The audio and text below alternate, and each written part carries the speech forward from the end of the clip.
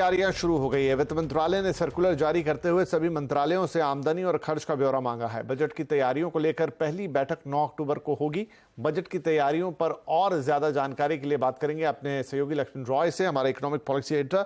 तो लक्ष्मण, सबसे पहले तो ये कि बजट को लेकर सरकार की किस तरह की तैयारियां हैं, क्योंकि अभी वक्त है थोड़ा, लेकिन क्या तैयारियां हैं जो अभी शुरू की गई हैं?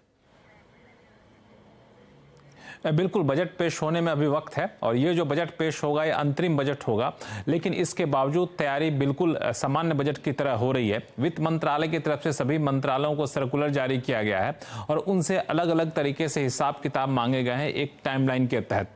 मिसाल के तौर पर सभी मंत्रालयों को कहा गया है कि अगले बजट के लिए 5 अक्टूबर तक बजट का एस्टिमेट और उसका स्टेटमेंट आपको तैयार करके वित्त मंत्रालय को भेज देना है और 5 अक्टूबर तक ही आपको 2023-24 यानी चालू कारोबारी साल का जो खर्च का ट्रेंड है वो आपको बताना है, जो आमदनी होनी है उसका ट्रेंड आपको बताना है और आप अपने मंत्रालय का कौन सा हिस्सा वित्त मंत्री के बजट भाषण में सुनना चाहते हैं, इसका एक ड्राफ्ट तैयार करके आप हमें दे दीजिए। ये वित्त मंत्रालय ने कहा है सभी मंत्रालयों को, और जब ये सारा कुछ 5 अक्टूबर तक आ जाएगा वित्त मंत्रालय के पास अलग अलग मंत्रालयों की तरफ से, फिर 9 अक्टूबर को बजट की तैयारियों पर पहली बैठक होगी सभी मंत्रालयों की और 1 नवंबर तक रेवेन्यू रिसिप्ट का आंकड़ा सौंपना अलग अलग मंत्रालयों को कि उनके पास कितने पैसे आने हैं और 7 जनवरी तक जीडीपी का अनुमान देना है और फिर 25 जनवरी तक डिटेल डिमांड फॉर ग्रांट सौंपना है अलग अलग मंत्रालयों के और फिर इन सारे आंकड़ों के आधार पर अगले बजट का प्रस्ताव तैयार किया जाएगा।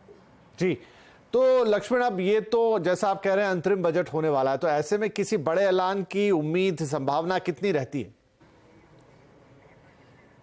देखिए, इसमें 2 बातें हैं। पहली बात, कानून क्या कहता है, तो कानून में कहीं इस बात का प्रावधान नहीं है कि अंतरिम बजट में आप कोई बड़े ऐलान नहीं कर सकते हैं। कानून इस बात की मनाही नहीं करता, इस बात पर रोक नहीं लगाता है। लेकिन चूंकि अंतरिम बजट ऐसे समय में पेश किया जाता है जब अगले कारोबारी साल के लिए सरकार रहेगी कि नहीं रहेगी उस पर संशय रहता है, तो अगले नई सरकार के इंतजार में थोड़े समय के लिए खर्च की जरूरत को पूरा करने के लिए अंतरिम बजट पेश किया जाता है। लेकिन पिछले कई मौके पर अलग अलग सरकारों ने अंतरिम बजट में भी कई सारे महत्वपूर्ण ऐलान किए हैं। इससे ठीक पहले का बजट आप देखें, 2019 में जो अंतरिम बजट मोदी सरकार का पहला अंतरिम बजट था, उसमें आप देखिए प्रधानमंत्री किसान सम्मान निधि योजना का ऐलान किया गया था, जिसमें साल भर में किसानों को अलग अलग किस्तों में 6,000 रुपए दिए जाने थे। इस तरह से लेबर के लिए, मजदूरों के लिए श्रम योग मानधन योजना का ऐलान किया गया था।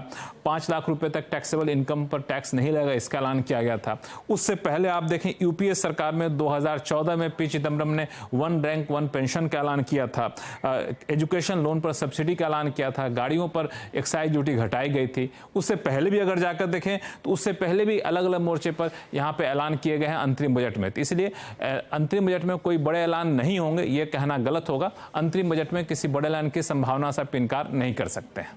राइट, तो फिलहाल बजट की एक तरीके से शुरुआत हो गई है। वित्त मंत्रालय ने सर्कुलर जारी कर दिया और जैसा लक्ष्मण बता रहे थे कि अंतरिम बजट में ऐसा ना तो कोई कानून है जिसमें आप कोई ऐसा रिस्ट्रिक्शन आता है कि आपको ऐलान नहीं कर सकते, और पिछले कुछ वाकये बताए उन्होंने कि कहां कहां सरकार ने किस तरह के बड़े ऐलान किए हैं।